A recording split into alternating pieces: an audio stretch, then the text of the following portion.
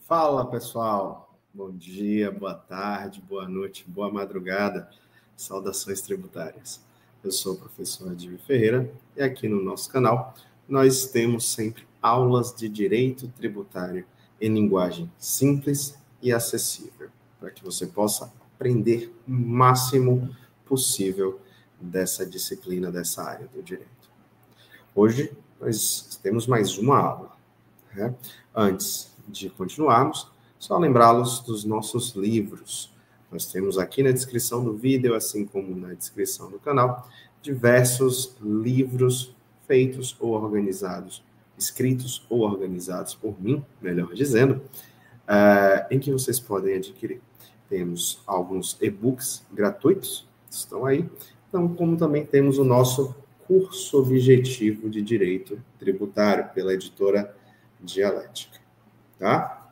Na aula de hoje, nós estudaremos sobre a competência tributária, estudaremos qual o tributo é de cada ente federativo, bem como a diferença entre competência tributária e capacidade ativa tributária.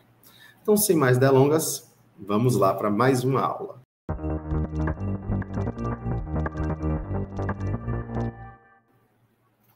Então, iniciando mais uma das nossas aulas, nós já estudamos sobre a competência tributária em vídeos anteriores. Caso não tenha estudado, volta e assiste.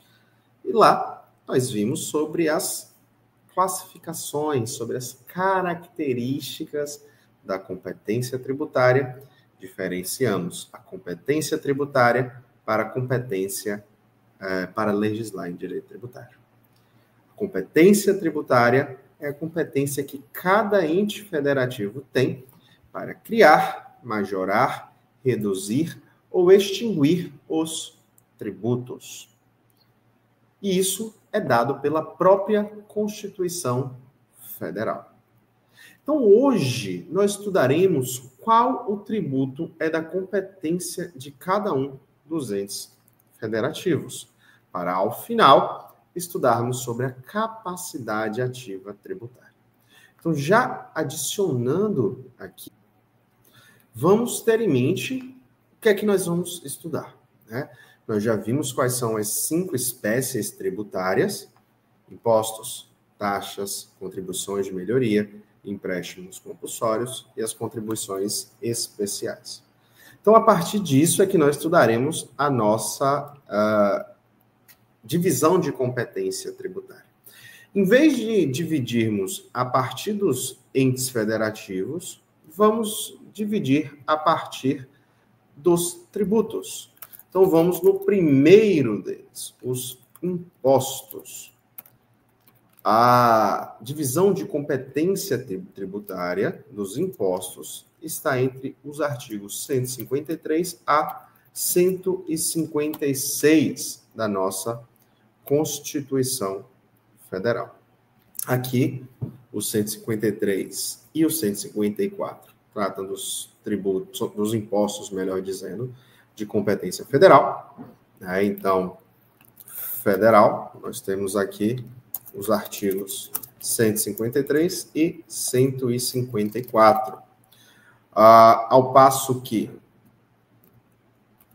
os tributos de competência estaduais, né, estadual e do Distrito Federal, estão lá no artigo 155 da nossa Constituição Federal, e os impostos de competência municipal estão no artigo 156 da nossa Constituição Federal.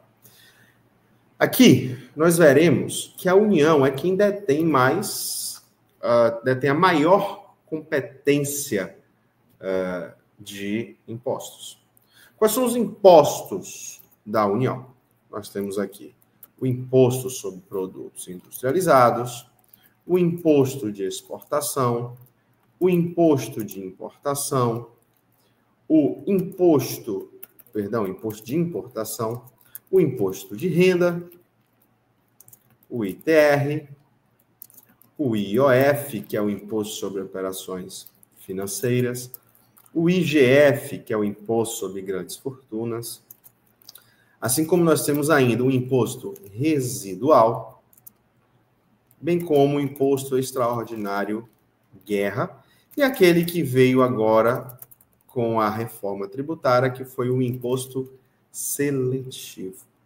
Essa aqui é a competência da União acerca dos impostos. Não iremos ainda adentrar em cada um desses impostos. Isso é matéria do estudo dos impostos, dos tributos em espécie.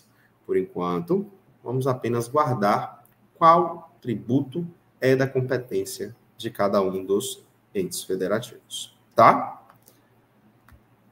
Continuando, temos aqui os tributos, os impostos estaduais do Distrito Federal, não é? Nós temos o ICMS, que é o Imposto de Circulação de Mercadorias e Serviços.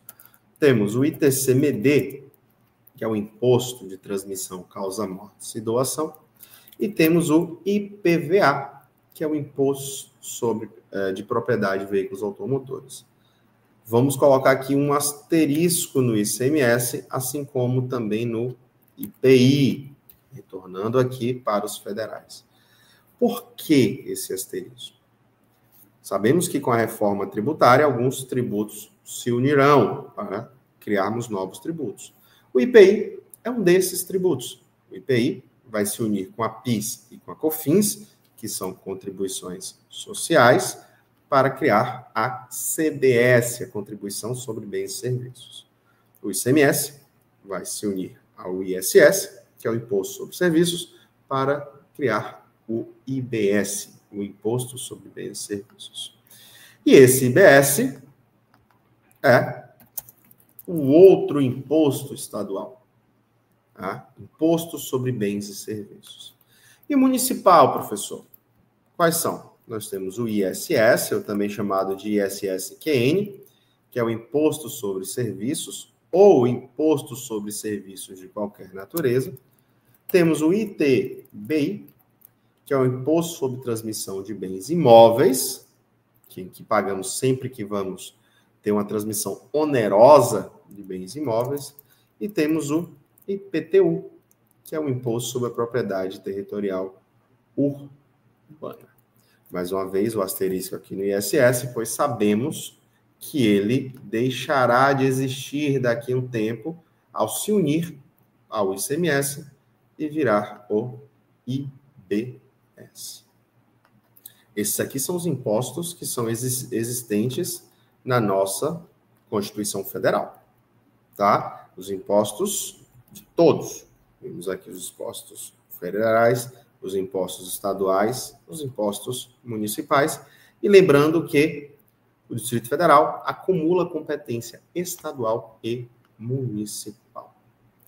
Além dos impostos, nós temos as taxas.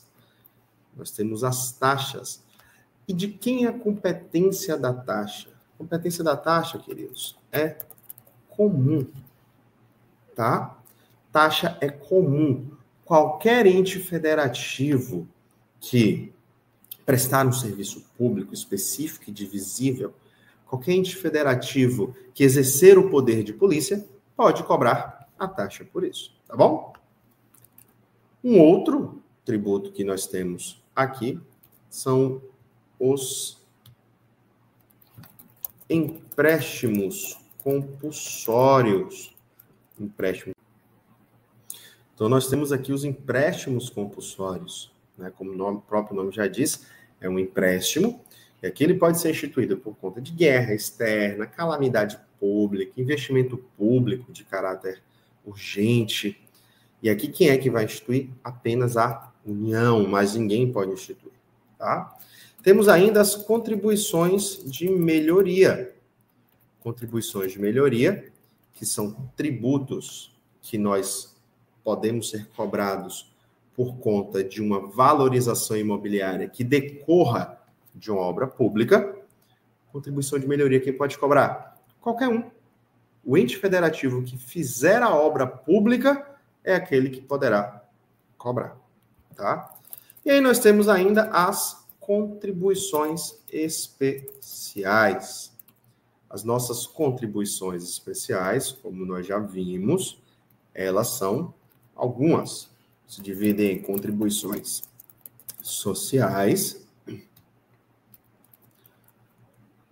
as CIDs, que são as contribuições de intervenção no domínio econômico, as contribuições de interesse de categoria profissional ou econômica.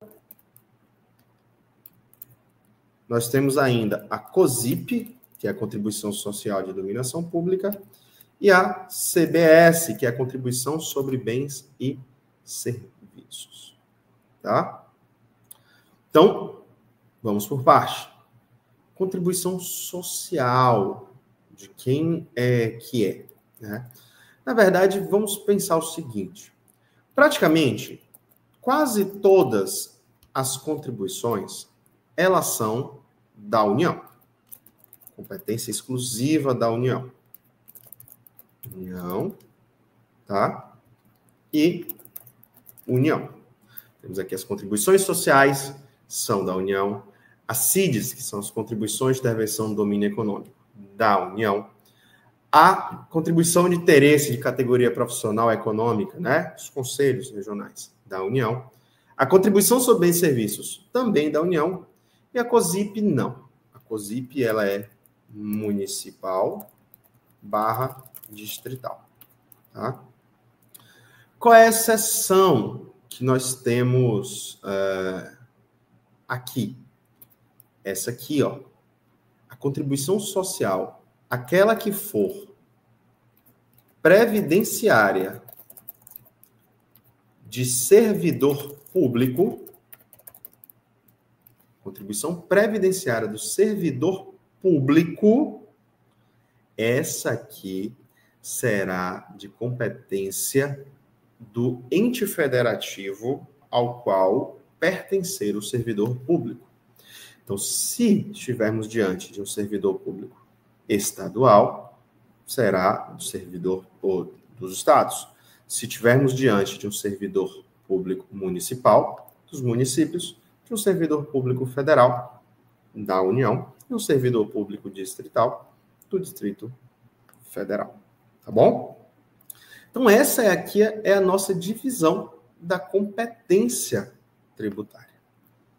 Tá? Lembrando que a CBS é uma contribuição nova, agora com a nossa reforma tributária. Só que nós precisamos ainda, para conseguirmos encerrar, diferenciarmos a competência tributária versus a capacidade ativa tributária. Queridos e queridas, nós já entendemos o que é a competência tributária. Nós vimos que a competência tributária são, na verdade, né, os atributos que a Constituição Federal outorga aos entes federativos para que eles possam criar, majorar, reduzir ou extinguir os tributos. Como nós já vimos, a competência tributária, ela é indelegável. Consertando aqui, indelegável. Tá? Só que nós precisamos diferenciá-la da capacidade ativa tributária, que em alguns lugares vocês podem encontrar escrita como CAT. A capacidade ativa tributária é um poder de arrecadar, fiscalizar e executar as leis. Essa aqui, ela é delegável. Então, guarde. Nos termos do artigo 7º do Código Tributário Nacional, a capacidade ativa tributária, ela é delegável. E essa delegação, ela pode ocorrer para quem? Para qualquer pessoa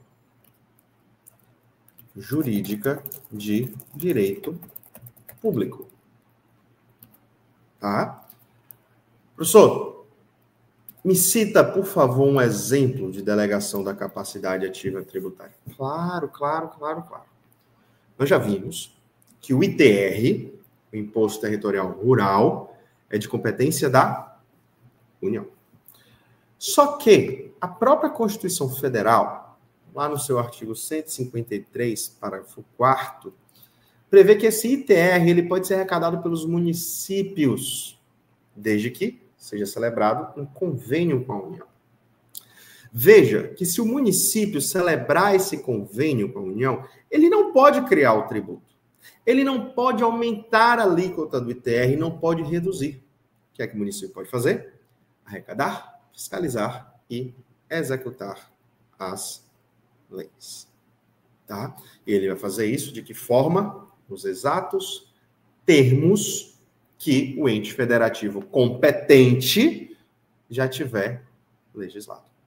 Se a União, por exemplo, estabelecer que a alíquota do ITR é de 2%, o ente federativo, ao receber a delegação da capacidade ativa tributária, não pode cobrar mais, não pode cobrar menos.